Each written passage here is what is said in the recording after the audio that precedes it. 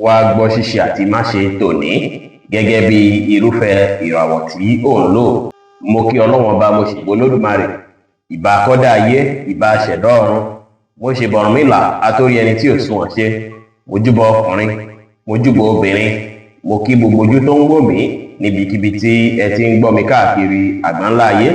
Èyí ni ìwádìí ojoojúmọ́ fún gbogbo ìràwọ̀ pátá àti ṣíṣe àti máṣe fún gbogbo ìràwọ̀ pátá ti tòní, tí ń ṣọjọ́ Tuesday, July 29 ọdún 2025 tàwa àná yìí. Ẹ̀yin tẹ́ ń wò mí pátá, ẹ dákun ẹ dábọ̀ ẹ bá ń ṣe fídíò yìí kó kárí ilé kó kárí oko, kó lè jẹ́ òwúrọ̀ àti àǹfààní fún ọ̀pọ̀lọpọ̀ ènìyàn. Kí ẹ sì má gbàgbé láti follow, kí ẹ sì subscribe, kẹ́lẹ́ pẹ̀lú àwọn tá máa jàǹfààní onírúurú fídíò tá à ń fi léde lójoojúmọ́ fún ìdàgbàsókè ìjọmọ ènìyàn. Ẹ̀yin tẹ́ ìfẹ́ ṣe ìwádìí onírúurú àǹfààní láti tiwa ní WhatsApp 09033897161. Ẹ̀yin tẹ́ ń lòràwọ̀ náà tó kan yan Harris, ẹ̀yin tàbí láàrin March 21 sí April 20. Ọjọ́ tó dára lọ́jọ́ tòní jẹ́ ìgboyà máa wà fún yín dáadáa púpọ̀ lọ́jọ́ tòní. Bẹ́ẹ̀ sì lẹ máa rí ṣe láàyè iṣẹ́ lọ́jọ́ tòní, tó sì jẹ́ pé àwọn èèyàn máa tún fún yín ní ìgbóríyìn látàrí tẹpámọ́ṣẹ́ yín. Lọ́jọ́ tòní ẹ gbìyànjú láti rí dájú pé àwọn nǹkan tó ṣe pé ẹ ti ń fẹ́ mójútó láti jẹ́ mẹ́ta, ẹ mójútó wọn kẹsì wọn láti yọrí lọ́jọ́ tòní. Lọ́jọ́ tòní kẹsì àwọn nǹkan tó á mú kí inú yín tó káyọ̀ yín kún, kẹtẹpámọ́ṣẹ́ kí ẹ sì fọgbọ́n àfẹ́yẹ tọ́lọ́ fi ṣe okun pẹ̀lú. Aago 5 kọjá ìṣẹ́jú 15 ní ìrọ̀lẹ́ sí aago 6 kọjá ìṣẹ́jú 15 ní ìrọ̀lẹ́ ní àkókò èyí tó dára jù fún yín láti fi ṣe ohun tó ṣe kókó tó ṣe pàtàkì jù nínú ìgbésí ayé yín lónìí, tí kọlọ rẹ́ẹ̀dì sì jẹ́ kọ́lọ̀ èyí tó dára jù fún yín láti wọ̀ láṣọ ní ọjọ́ tòní.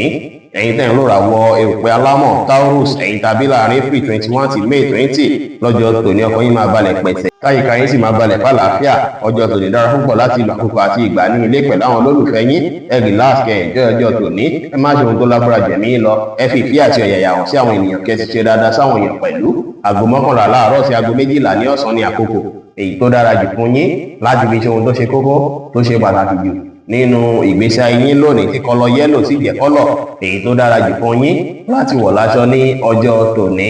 Ẹ̀yin tẹ́ ń lò ràwọ̀ afẹ́fẹ́ aláwàdà Gemini, ẹ̀yin tàbí láàrin May 21 sí June 21. Inú yín máa dùn, ayọ̀ yín máa kún, kódà ẹ máa láǹfààní láti tẹ̀síwájú lórí ohunkóhun tí ẹ bá ń ṣe lọ́wọ́lọ́wọ́ láti ṣe láti yọrí. Lọ́jọ́ tòní ó ti ṣe kí ẹ láwọn nǹkan tuntun tàbí fẹ́ mójútó, bí àwọn àǹfààní tuntun tàbí àwọn iṣẹ́ tuntun tó ti máa jẹ́ kẹ́ tún lè discover àwọn nǹkan tuntun tó tún lè ràn yín lọ́wọ́. Lọ́jọ́ tòní gbogbo nǹkan máa lọ bó ṣe kó lọ fún yín. Ẹ ṣáà gbìyànjú láti balance ara yín, kẹ́ má jẹ́ kí ọ̀rọ̀ ìkan kó fi síbì kan jùbì kan lọ. Kẹ́ ṣe nǹkan yín ní ètò, kí ẹ wá tẹpá mọ́ṣẹ́, kẹ́ ṣe dáadáa sáwọn èèyàn, kí ẹ ní ìrẹ̀lẹ̀, kí ẹ sì wà dámì. Bẹ́ẹ̀ sì lẹ́sùn lómìnira láti káàkiri lọ níbikíbi láti lọ wá orin lẹ́nìí, kò sí wàhálà. Ọ̀rẹ́ yìí jẹ́ kọ́lọ́ tó dára jù fún yín láti wọ̀ láṣọ lónìí. Aago 3 ní ọ̀sán sí aago 6 ní ìrọ̀lẹ́ ní àkókò èyí tó dára jù fún yín láti fi ṣe ohun tó ṣe kókó tó ṣe pàtàkì jù nínú ìgbésí ayé yín ní ọjọ́ tòní.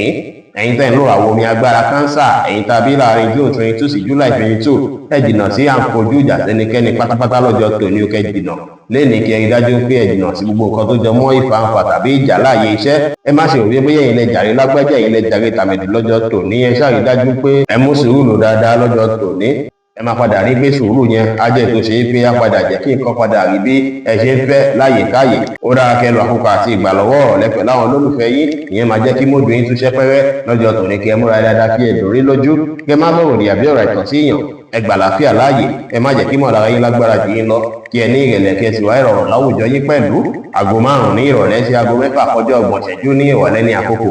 èyí tó dára jù fún yín láti fi ṣe ohun tó ṣe kókó tó ṣe pàtàkì jù nínú ìgbésí ayé yín lónìí, tí kọlọ yẹ́lò sì jẹ́ kọ́lọ̀ èyí tó dára jù fún yín láti wọ̀ láṣọ ní ọjọ́ tòní. Ẹ̀yin tẹ́ ń lò ràwọ̀ iná tó gbóná riri Leo, ẹ̀yin tàbí láàrin July 23 sí August 22. Ìfòrò ọkàn díẹ̀ lè wà fún yín, tàbí kẹ́kọ̀ọ́ wà disappointed bákan lórí àwọn kankan. Lọ́jọ́ tòní àwọn ìṣòro díẹ̀ tàbí ìdíwọ́ díẹ̀ lè fẹ́ wáyé, ṣùgbọ́n kẹ́ má wulẹ̀ ní pé ẹ̀ ń ṣe ròyìn rẹpẹtẹ nípa rẹ̀. Ẹ wulẹ̀ wá bí ẹ fi fẹ́ rí dájú pé ọ̀rọ̀ iṣẹ́ ò fi síbì kan ju bì kan lọ. Ọ̀rọ̀ ti ilé náà tẹ́ fẹ́ mójútó kò fi síbì kan ju bì kan lọ, kò ṣàkóbá fún iṣẹ́. Ọ̀rọ̀ ti iṣẹ́ náà ṣàkóbá fún ilé. Èyí ò ní jẹ́ kí list option tó pọ̀ rẹpẹtẹ pọ̀ ju bó ṣe yẹ lọ. Sùúrù àti faradà tẹ́ bá ní lọ́jọ́ tòní á padà jẹ́ kí nǹkan lọ bó ṣe kó lọ fún yín. Ẹ má finú tọ́yàn rárá, ẹ má gbára léèyàn rárá lẹ́ni. Ẹ tẹpá mọ́ṣẹ́, kí ẹ ní ìrẹ̀lẹ̀, kẹ́ ṣe nǹkan yín létòlétò, kẹ́ sì rí dájú pé ọpọlọ pípé ṣe ohunkóhun lẹ́ni pẹ̀lú. Black jẹ́ kọ́lọ̀ tó dára jù fún yín láti wọ̀ láṣọ lónìí. Aago 4 ní ìrọ̀lẹ́ sí aago 5 ní ìrọ̀lẹ́ ní àkókò èyí tó dára jù fún yín láti fi ṣe ohun tó ṣe kókó tó ṣe pàtàkì jù nínú ìgbésí ayé yín ní ọjọ́ tòní. ẹ̀yin tẹ́ ń lò ràwọ̀ erùpẹ̀ funfun Virgo ẹ̀yin tàbí láàrin August 23 sí September 23 ẹ lè jì lẹ́nìí kó dàbí ìgbà pé ara máa kan yín bákan tàbí kí nǹkan dàbí ìgbà pé ó sùn yín tàbí kẹfẹ́ máa bínú ṣẹṣẹ ẹ má ṣe rìn ìròyìn rẹpẹtẹ ẹ ṣáàrí dájú pé ẹ mọ́kàn balẹ̀ kí ẹ sì fọgbọ́n àtòyí tọ́lọ́ fi ń ṣe ohunkóhun lénìí èdè máa padà rí bí ẹ ṣe ń fẹ́ kódà nǹkan tó dàbí ìṣòro fún yín yẹn ó ṣeéṣe kó ṣe é pé Ọlọ́run fẹ́ mú dáadáa kan jáde níbẹ̀ kẹ́ rí dájú pé ẹ mọ́kàn balẹ̀ ẹ ní ìrẹ̀lẹ̀ kí ẹ sì rí dájú pé ẹ pọ́n tèrè tàgbàlẹ̀ lé ní pẹ̀lú aago 6 kọjá ìṣẹ́jú 15 ní ìrọ̀lẹ́ sí aago 7 kọjá 30 ìṣẹ́jú ní àṣálẹ́ ní àkókò èyí tó dára jù fún yín láti fi ṣe ohun tó ṣe kókó tó ṣe pàtàkì jù nínú ìgbésí ayé yín lónìí tí kọlọ green sì jẹ́ kọlọ èyí tó dára jù fún yín láti wọ̀ láṣọ ní ọjọ́ tòní. ẹ̀yin tẹ́ ń lò ràwọ̀ afẹ́fẹ́ márìwí fún Libra ẹ̀yin tàbí láàrin September 24 sí October 23 ọjọ́ tòní ó ṣeéṣe kí ẹ ṣe nǹkan tó máa tayọ láàyè iṣẹ́ tó ṣe é pé gbogbo èèyàn pátá ló máa dunnú pẹ̀lú rẹ̀ ọjọ́ tòní ẹ máa ṣàṣeyọrí lórí gbogbo ohun tí ẹ bá ń ṣe ṣùgbọ́n ẹ má fi jẹ́ kí àwọn kan dáadáa tó fẹ́ wáyé lọ́jọ́ tòní má fi jẹ́ kó jẹ́ kí ẹ ní ìgbéraga rárá bó tilẹ̀ kò kéré mọ́ ẹ ní ìrẹ̀lẹ̀ dáadáa lọ́jọ́ tòní kí ẹ ní ìgbàgbọ́ ní kíkún nínú ara yín ẹ wà positive ẹ ṣe dáadáa sáwọn èèyàn kí ẹ fi ọ̀yàyà báwọn èèyàn ṣe lénìí pẹ̀lú aago 3 ní ọ̀sán sí aago 4 ní ọ̀sán ní àkókò èyí tó dára jù fún yín láti fi ṣe ohun tó ṣe kókó tó ṣe pàtàkì jù nínú ìgbésí ayé yín lónìí tí kọlọ pọ́ọ̀kù sì jẹ́ kọ́lọ̀ èyí tó dára jù fún yín láti wọ̀ láṣọ ní ọjọ́ tòní ẹ̀yin tẹ́ ń lò ràwọ̀ omi tútù Scorpio ẹ̀yin tàbí láàrin October 24 sí November 22 ó ṣeéṣe kí nǹkan dàbí ìgbà pé ó wà confusing bákan ó ṣeéṣe kí ẹ wà confused lórí àwọn kankan lọ́jọ́ tòní kẹ́ máa mọ ọ̀nà tẹ́fẹ́ gbígbà tí ẹ sì lè fẹ́ jẹ́ kí ọkàn yín pòrò tàbí kí dàrú dàpọ̀ kàn fẹ́ wáyé nǹkan lè dàbí ìgbà pé ó lágbára díẹ̀ fún yín ṣùgbọ́n ẹ má ṣàlàyé mú sùúrù lò lórí okòwò pẹ̀lú bí mójú yín ṣe rí bákan ló ṣe é pé ẹni mú sìnkì lé ní ẹ̀rí dájú pé ẹ mú sùúrù lò kí ẹ mọ́kàn balẹ̀ kẹ má wàá ṣojú àlójú bó ṣe yẹ lọ lọ́jọ́ tòní nítorí gbogbo ànúkọ́ léèyàn ṣe léni ẹ má ṣàṣejù bó ohunkóhun ṣùgbọ́n ìṣọ̀rọ̀ kan tá a mú kí inú ìdùn káyọ̀ yín kún kí ẹ wà positive kí ẹ sì má sọ pé nǹkan ń sun yín ẹ sì má sọ pé ó rẹ̀yìn rárá kí ẹ ní gbàgbọ́ pé gbogbo nǹkan máa tó yí padà sí rere aago 2 kọjá 30 ìṣẹ́jú ní ọ̀sán sí aago 4 kọjá 30 ìṣẹ́jú ní ìrọ̀lẹ́ ní àkókò èyí tó dára jù fún yín láti fi ṣe ohun tó ṣe kókó tó ṣe pàtàkì jù nínú ìgbésí ayé yín lónìí tí kọlọ blue sì jẹ́ kọ́lọ̀ èyí tó dára jù fún yín láti wọ̀ láṣọ ní ọjọ́ tòní ẹ̀yin tẹ́ ń lò ràwọ̀ inú àtùpà Sagittarius ẹ̀yin tàbí láàrin November 23 sí December 22 lẹ́ni a máa ṣe yín bí ìgbà pé kẹ́ ṣe dáadáa sáwọn èèyàn kẹ́ ṣàánú àwọn èèyàn dáadáa lọ́jọ́ tòní módù yín lọ́jọ́ tòní lè jẹ́ tó ṣe pé máa fẹ́ jókòó lẹ́yìn nìkan láti introspect láti fi wòye sí àwọn nǹkan tí gbèsè ayé yín fún yín lọ́jọ́ iwájú ó sì ṣe kára yín yá gágá tí lónìí àfi ṣú tó sì jẹ́ pé ẹ máa fẹ́ fún àwọn èèyàn gan lọ láti lọ ṣàánú fún wọn láti ṣèrànwọ́ fún wọn lọ́jọ́ tòní ẹ jìnnà sí gbogbo nǹkan tó jọ mágímẹ́tì pàtàkì kó má bàa ṣàkóbá fún òdù dáadáa tí ẹni kó má sì bí àwọn nǹkan tí ó tọ́nú gbèsè ayé yín lọ́jọ́ tòní kẹ́kẹ́ sára lẹ́ni ẹ má pẹ̀jú níbi ìpéjọpọ̀ kígbéjọpọ̀ tí ẹ bá lọ tàbí tẹ bá wà tó bá dàbí ìgbà pẹ́ wà comfortable ẹ mọ́kàn balẹ̀ kí ẹ gbà láfíà láàyè ẹ bá àwọn èèyàn sọ̀rọ̀ pẹ̀lú ìfẹ́ kí ẹ sì fi ìgboyà ṣe ohunkóhun pẹ̀lú àkókò aago 4 ní ìrọ̀lẹ́ sí aago 6 ní ìrọ̀lẹ́ wá jẹ́ àkókò èyí tí ó dára rárá fún yín láti fi gbé gbèsè kí gbèsè tàbí láti fi ṣe ohun tó ṣe kókó tó ṣe pàtàkì inú gbèsè ayé yín lónìí látàrí pàkókò yẹn wà very unlucky fẹ́yìn tẹ́ ń lò ràwọ̀ yìí pink wá jẹ́ kọ́lọ́ tó dára jù fún yín láti wọ̀ láṣọ lónìí ẹ̀yin tẹ́ ń lò ràwọ̀ erùpẹ̀ eruku Capricorn ẹ̀yin tàbí láàrin December 23 to January 19 ọjọ́ tòní ó ṣeéṣe kí nǹkan kún lọ́rùn yín ó ṣeéṣe kí ó dàbí ìgbà pé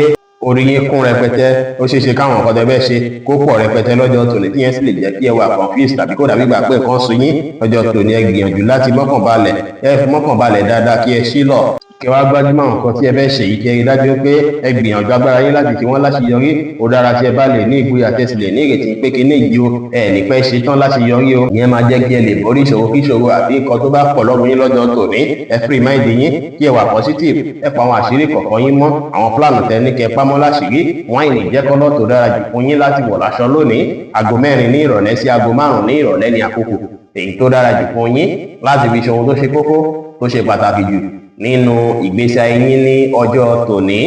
ẹ̀yin tẹ́ ń lò ràwọ̀ afẹ́fẹ́ oníbìínú Aquarius ẹ̀yin tàbí láàrin January 20 sí February 19 ọjọ́ tòní lè má rí bí ẹ ti ṣe rò tẹ́lẹ̀ o ó ṣeé ṣe kí àwọn nǹkan tó dàbí gbà pé ẹ ti yanjú tẹ́lẹ̀tẹ́lẹ̀ bí àwọn kùdìẹ̀kudiẹ̀ kan tẹ̀ ti yanjú kó fẹ́ fọ eléyìí tàbí kó dàbí gbà pé àwọn tí ẹjọ́ ń ṣiṣẹ́ wọn ẹ̀sọ́ kan ti rárá ìyẹn ni fẹ́ fa kí mòdù yín rí bákan lọ́jọ́ tòní ẹ gbọ́dọ̀ mú sùúrù lọ láti jẹ́ kí gbogbo nǹkan padà rọlẹ̀ ọjọ́ tòní determination tí ẹ bá ní lájẹ̀ tó ṣe pé ó máa ran àwọn nǹkan tẹ́ ń ṣe lọ́wọ́ lásìkò yìí sì jẹ́ gbégilẹ̀ tó sú ẹ máa rí pé àwọn nǹkan tí ẹ ń fẹ́ yẹn ó padà rí bí ẹ ṣe ń fẹ́ àwọn kùdìẹ̀kudiẹ àti iṣu kéékèèké tẹ́ ń wò pé bóyá ó wà lójú ọ̀nà tẹ́lẹ̀ gbogbo ẹ̀ mọ́ padà parẹ́ lọ́jọ́ tòní kẹ́ wá rí dájú pé kàn dídú bó ṣe lọ lórí okòwò ẹ wà focus kí ẹ mú sùúrù kí ẹ sì ṣe nǹkan yín létòlétò léni pẹ̀lú light blue jẹ́ kọ́lọ́ tó dára jù fún yín láti wọ̀ láṣọ lónìí aago 6 kọjá 30 ìṣẹ́jú ní ìrọ̀lẹ́ sí aago 7 kọjá 30 ìṣẹ́jú ní àṣálẹ́ ní àkókò èyí tó dára jù fún yín láti fi ṣe ohun tó ṣe kókó tó ṣe pàtàkì jù nínú ìgbésí ayé yín ní ọjọ́ tòní ẹ̀yin tẹ́ ń lò àwọn omi tí kì í ru Pisces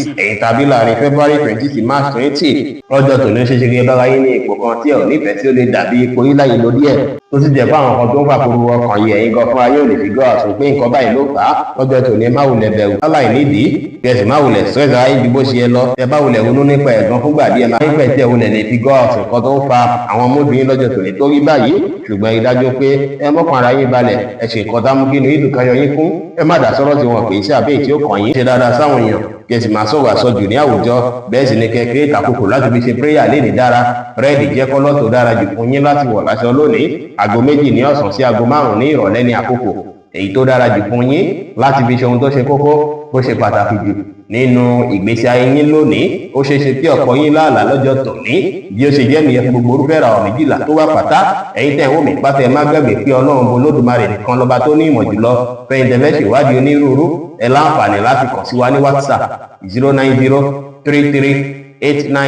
09033897161 ire gbogbo ajẹ́ tiwa lónìí lọ́sẹ̀ yìí lóṣù yìí àti ní gbogbo ọjọ́ ayé wa láṣẹ Ìdùmarè ire o.